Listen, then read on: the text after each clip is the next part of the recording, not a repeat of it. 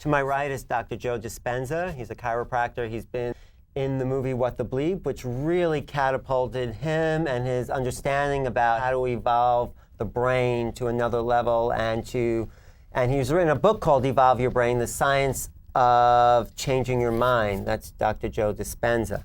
Thanks, Joe, for being here. Pleasure to be here, Alan. What do you see the future looking like if everyone was to evolve their brain? So let's give us a map. That's what I'm saying. You know, so we have something. It's absolutely correct that experience is a fundamental element. And experience is when we actually modify our behavior. We use new information and we do something different. And when we do that, we have a new experience. That new experience breeds a new emotion or a new feeling. We can say, I remember this experience because I've done something differently.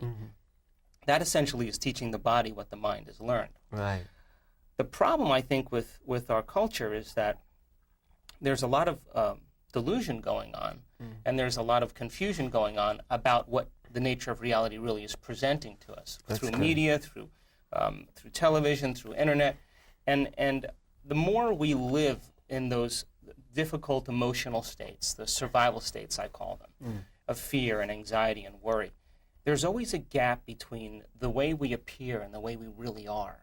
And we use the environment to remember people and circumstances and situations and events to try to reinforce ourselves as a separate person or as an individual.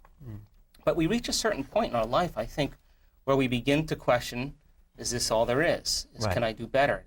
I'm unhappy. And I don't want to go on living this way. I don't want to keep the facade up and keep all that energy going.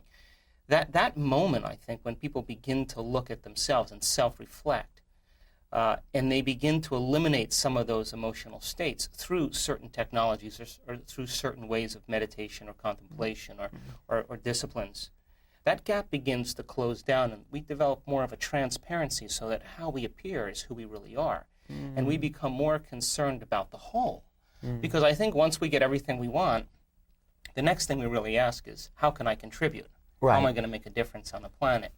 And I think that we have to begin to remodel that understanding so people can say, look, when I do the work and I move to more altruistic states of mind, and I see that these emotional states are really undermining my greatness, and once that person breaks through, the side effect of that transformation is that they want to give, because that feeling of breakthrough is a feeling of joy and love and self-expression. And then you want to share that feeling with somebody else. So what do? You become selfless. You give. Yeah. No, I think